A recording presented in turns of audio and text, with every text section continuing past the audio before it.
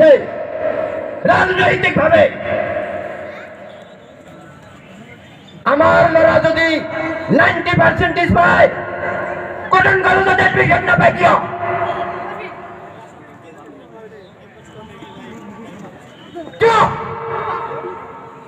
রিজার্ভেশনের নামত এই জনগোষ্ঠী মাটির অধিকার খর্ব করা হয়েছে। রিজার্ভেশন মোর ঘর বিটিসির সম্মুখত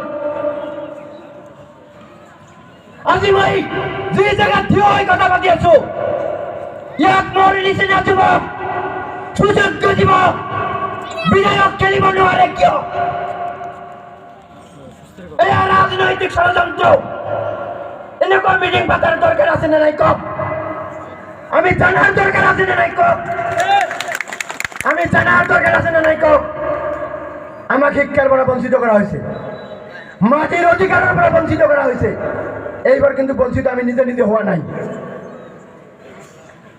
আজান দিব, ইয়াত শিকা আমাৰ বাইদেউ আছে, তেওঁ আজানৰ পিছত বক্তব্য ৰাখিব।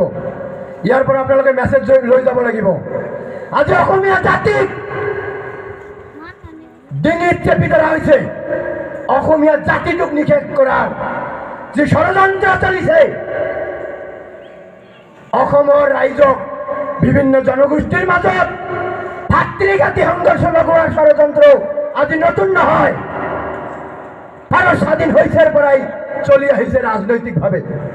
বড়োৰ লগত মিয়াৰ কাজিয়া লগাইছে, ৰাভাৰ লগত গোৱালপাৰাত মিয়াৰ কাজিয়া লগাইছে।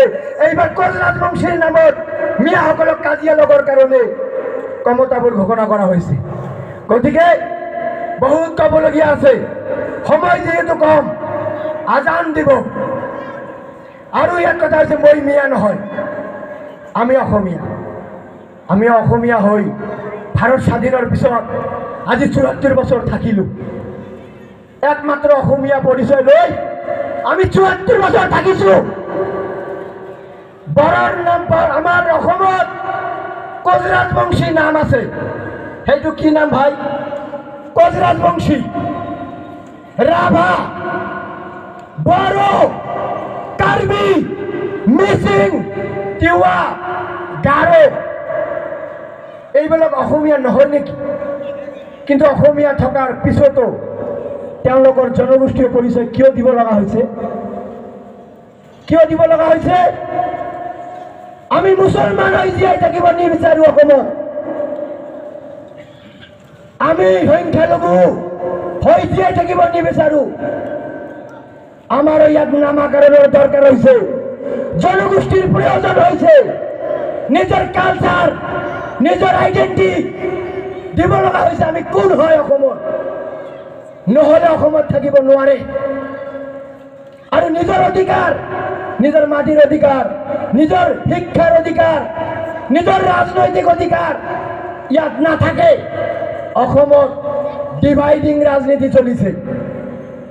বড়োৰ নামত ভাগ কৰি দিয়া হৈছে, ৰাভাৰ নামত ভাগ কৰি দিয়া হৈছে, কোচ ৰাজবংশীৰ নামত ভাগ কৰি দিয়া হৈছে।